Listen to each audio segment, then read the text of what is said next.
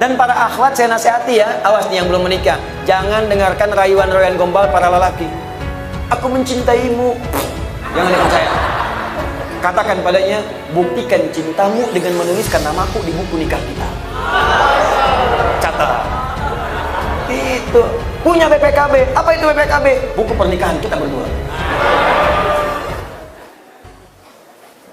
Assalamualaikum. Waalaikumsalam warahmatullahi wabarakatuh. Boleh enggak Ustadz ketika sujud kita membaca doa apa yang kita inginkan, terutama pada saat sujud terakhir? Boleh. Apa dalilnya? Ibnu Abbas radhiyallahu taala anhuma qala Rasulullah sallallahu alaihi wasallam, perhatikan, innama aqrabul abdi min rabbih wa huwa sajidun fa aktsirud du'a. Keadaan terdekat antara seorang hamba dengan Tuhannya adalah saat sujud, maka perbanyak doa saat sujud. Apalagi dalil Qur'annya? Quran surah ke-48 ayat ke-29. Muhammadur Rasulullah walladzina ma'ahu asyidda'u 'alal kuffar ruhama'u bainahum tarahum ruk'an sujada yabtaghuna fadlan minallahi wa ridwana. Umat Muhammad itu adalah umat Rasulullah yang penyayang dengan sesama, yang keras terhadap penyimpangan. Engkau akan saksikan umat Nabi Muhammad itu senang sholat. Jadi kalau ada mengaku umat Nabi Muhammad tak mau sholat, dipertanyakan dia umat Nabi Muhammad atau bukan. Tarahum ruk'a sujada, engkau lihat dalam ruku dan sujudnya, yabtaghuna fadlan minallahi wa ridwana. Dalam sujudnya dia banyak berdoa kepada Allah, minta keutamaan hidup dan ridha Allah Subhanahu wa taala.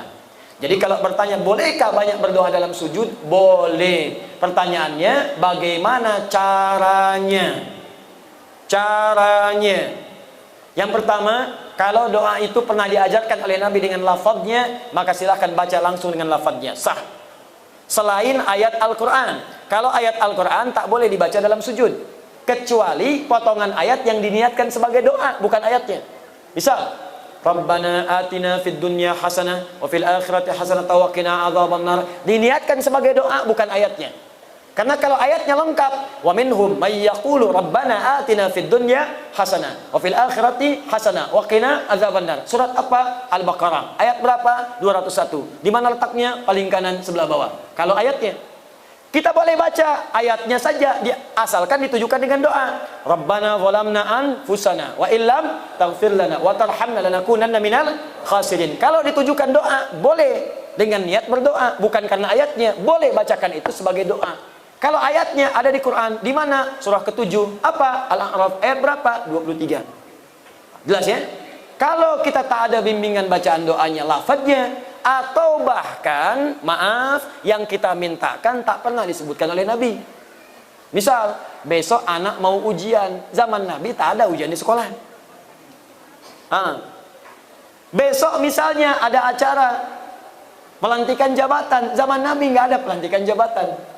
Kita mau sholat malam tahajud, mau berdoa, apakah boleh berdoa dalam sujud? Minta, ya Allah lancarkan proyek saya besok, lancarkan bisnis saya, ringankan tugas beban jabatan saya, luluskan anak saya, cucu saya dalam ujian. Bolehkah? Boleh. Tapi yang paling sharih tak perlu dilafadzkan, cukup dalam hati saja. Jelas? Apa dalilnya? Bisa kita ambil diantaranya Quran surah ke-7 Al-A'raf ayat 205. Wadhkur rabbaka fi nafsika tadarruan wa khifatan wa dunal jahri minal qaul. Silakan sebut nama Rabbu, minta kepada Allah dalam jiwamu walaupun tak dilafadzkan. Minta dengan khusyuk, minta dengan penuh harap. Jangan kemudian kau terlampau keras memintakannya, cukup dalam hatimu, hadirkan, mintakan. Begitu dihadirkan, ada terjawab. Ya, dan minta dalam hati ini boleh dalam sujud, boleh juga dalam saat berdiri. Saat membaca kalimat iyyaka na'budu wa iyyaka nasta'in, di hati langsung hadirkan, ya Allah sukseskan bisnis saya, ya Allah lancarkan ujian saya. Apa dalilnya? Hadis qudsi dari Anas bin Malik radhiyallahu taala anhu. Qasamtu shalah baini wa baina 'abdi 'ala nisfain. Kata Allah, saya bagi salat kepada dua bagian antara aku dengan hambaku. Wali 'abdi ma sa'ala, kalau hambaku benar salatnya sampai bacaan tertentu, aku akan kabulkan apa yang dia minta. Sampai pada kalimat wa idza qala al-'abdu iyyaka na'budu wa iyyaka nasta'in. Kalau seorang hamba dalam salatnya berkata iyyaka na'budu wa iyyaka nasta'in, qala Allah azza wa jalla, langsung dijawab oleh Allah, hadza baini wa baina 'abdi. Ini perjanjian, komitmen antara aku dengan hambaku. Wali 'abdi, kalau hambaku benar salatnya sampai bacaan tadi iyyaka na'budu wa iyyaka nasta'in, Qala Allah azza wa jalla, lihat jawaban Allah, wali abdi ma sa'ala, apapun sekarang yang dia minta aku akan kabulkan. Tapi tak perlu dilafazkan, dalam hati aja minta. Kalau benar dikabulkan oleh Allah. Jelas di sini? Wallahu taala a'lam bis-shawab. Ustaz, saya seorang mahasiswa semester awal dan pengamat menikah muda. Doakan saya agar dimudahkan dan segera bertemu dengan jodoh saya. Masya Allah. Kalau ingin bertemu jodoh, jangan selalu jadi pengamat. Nah, ini pengamat menikah muda tapi tak dapat jodoh. Cara mendapat jodoh itu bukan mengamati, tapi berikhtiar untuk mendapatkannya. Ya, kenali, ta'aruf, cari sesuai dengan ukuran Nabi. Tak kenal maka ta'aruf, bukan tak sayang. Tidak semua kenal itu mesti sayang. Bapak kenal dengan istri tetangga kan tidak harus sayang. Tak kenal maka ta'aruf, tak tahu maka berkenalan. Cara ta'aruf yang baik untuk mencari jodoh banyak dari Nabi. Tunkahul mar'atu li arba'in. Kalau ingin cari jodoh perempuan itu lihat pada 4 halnya. Perempuan ke laki-laki juga demikian, lihat 4 halnya. Pertama, li jamaliha, jamaliha. Ingat, bukan jamil, bukan jamilah, jamal. Kalau jamil ganteng, lihat gantengnya. Kalau jamilah cantik, lihat cantiknya.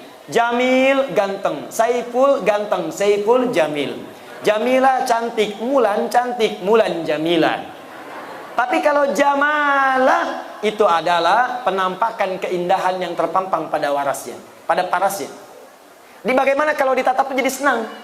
Kata orang cantik itu relatif, jelek itu mutlak.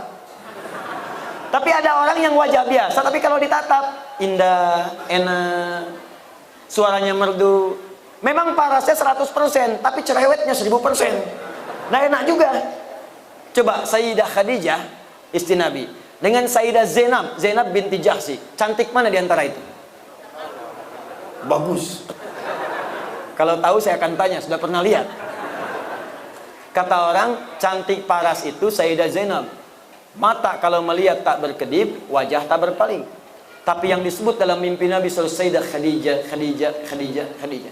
Lihat Al-Bukhari, kitab Badul Wahyi, nomor hadis yang keempat sampai 5, dari kanan sebelah bawah sampai kiri atas. Nabi pernah turun dari Gua Hira, belum ada wahyu setelah periode Iqra. Di tengah jalan siang-siang tiba-tiba ada suara, Muhammad, Muhammad, Muhammad. Tengok kanan kiri kosong, depan belakang tak ada orang. Tengok atas, ada sosok seperti duduk bainas sama'i wal ardi memanggil Muhammad, Muhammad. Bapaklah keluar dari dangung-dangung ini. Siang-siang kosong, tak ada orang. Begitu keluar, tak ada orang, kanan kiri kosong, depan belakang kosong. Tiba-tiba ada panggilan. Nengok atas, jubah putih rambut gondrong. Jubah putih rambut gondrong sambil begini, Pak. Kira-kira apa yang dilakukan? Kata Nabi, faru'ibtu minhu, saya pergi meninggalkan tempat itu dengan cepat dengan keadaan takut. Tapi yang dahsyat, datang pulang sampai rumah bertemu dengan Sayyidah Khadijah. Begitu dibuka melihat wajah Sayyidah Khadijah, hilang setengah ketakutannya.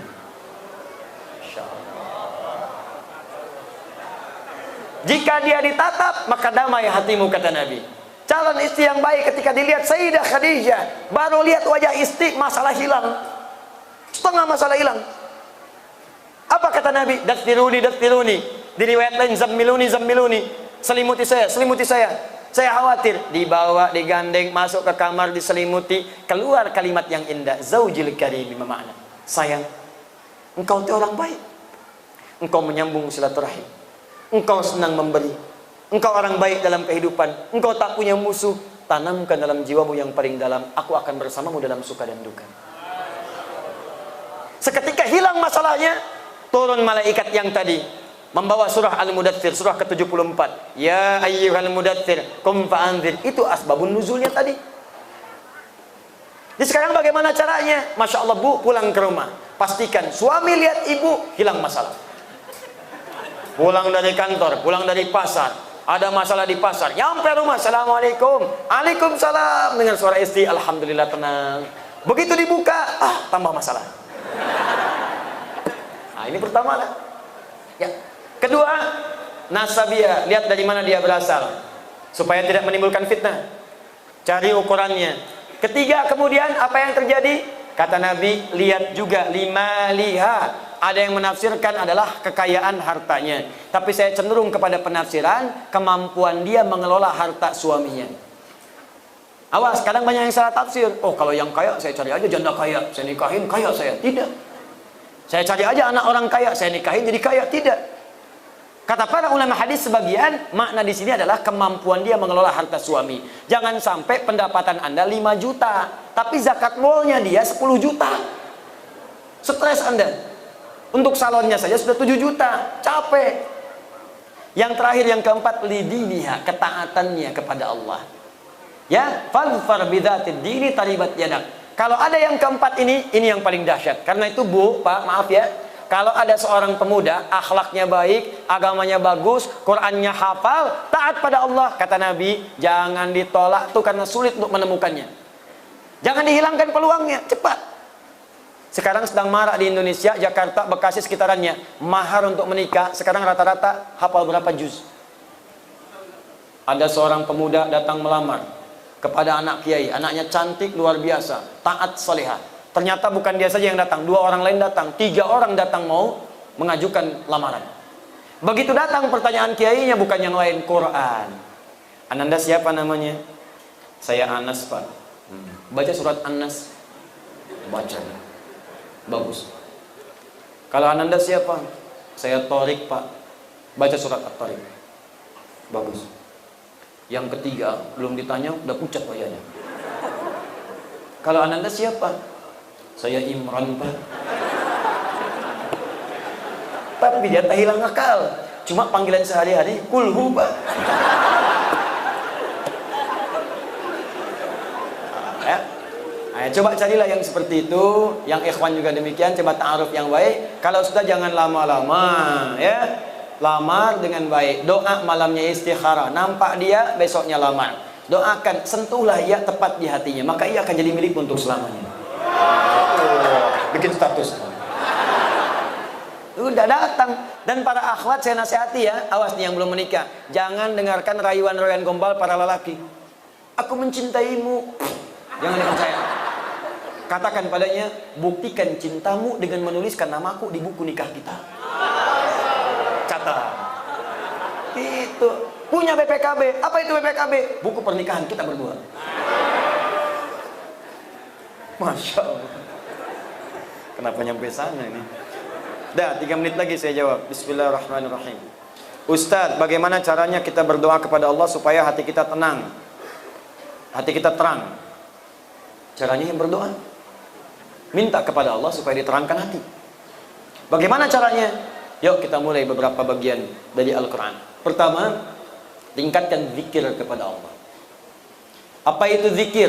Zikir itu amalan yang punya pengaruh kepada hati. Selain tenang, nanti Allah akan turunkan cahaya. Apa dalilnya? Quran surah ke-13 ayat 28. Ala bi dzikrillahi tatmainnul qulub. Apa amalannya? Pertama, salat. Karena itu salat disebut dengan zikir. Apa dalilnya? Quran surah ke-20 ayat ke-14. Innani anallahu la ilaha illa ana fa'budni wa aqimis salata lidzikri. Tunaikan salat sebagai zikir kepadaku. Amalan kedua apa? Rajin baca Al-Quran. Rajin. Datang surau, baca Quran. Pulang kamar, baca Quran. Walaupun tak harus panjang-panjang, konsisten bacakan. Maka Allah akan berikan hidayah dan kemuliaan. Apa dalilnya? Quran surah 15 ayat 9. Inna nahnu nazzalna dzikra wa inna lahu lahafidhun. Kami yang telah turunkan Al-Quran sebagai zikir. Jadi baca Quran itu zikir. Amalan ketiga, mulai menghafal walaupun ayat-ayat pendek. Menghafal Quran itu bagian dari zikir. Apa dalilnya? Quran surah ke-54 ayat ke-17, ayat ke-22, ayat 32, ayat ke-40. Walaqad yassarnal Qur'ana lidzikri fahal mim muddakir. Kami telah mudahkan Al-Quran yang bisa digunakan sebagai zikir untuk dihafalkan. Baca, maka akan terbuka segala kemuliaan. Ada lagi yang zikrullah, sebut nama Allah. Ya Abud, Ya Allah, Ya Rahman, Ya Rahim, Al-Asma'ul Husna. Apa dalilnya? Quran surah kedua Al-Baqarah ayat 152. Fadhkuruni adzkurkum. Zikir kepadaku, aku akan menyebut namamu. Bagaimana cara berzikirnya? Quran surah ke-17 ayat 110. Qulidullah, sebut nama Allah. Ya Allah, Ya Allah, Ya Allah. Awir Rahman atau Ar-Rahman, Ar-Rahman, Ar-Rahman. Ayyamma tad'u falahul asmaul husna. Atau sebutkan nama-nama Allah dari al-asmaul husna. Terakhir, sebut dengan kalimat thayyibah. Subhanallah, alhamdulillah, Allahu akbar, Hadis Muslim dalilnya, nomor hadis 571. Apa dalil Qur'annya? Quran surah keempat ayat 103. Fa idza qadaitumus salata, jika Anda selesai menunaikan salat, fadhkurullaha, cepat berzikir kepada Allah. Ada lagi zikir spesial. Kalau ini bisa dilakukan, maka Allah akan menjaga Anda dari perbuatan maksiat dan dibukakan segala hal-hal yang buruk dalam kehidupan untuk dijauhi. Apa zikirnya? Istighfar sebelum subuh. Sebelum tiba subuh, tahajud, tunggu subuh, istighfar. Astaghfirullah, astaghfirullah, astaghfirullah, astaghfirullahalazim alladzi la ilaha illa huwal hayyul qayyum wa natubu ilaih. Apa dalilnya? Quran surah 51 ayat 18, paling kanan pertengahan. Wa bil ashari hum yastaghfirun. Wallahu taala alam bissawab.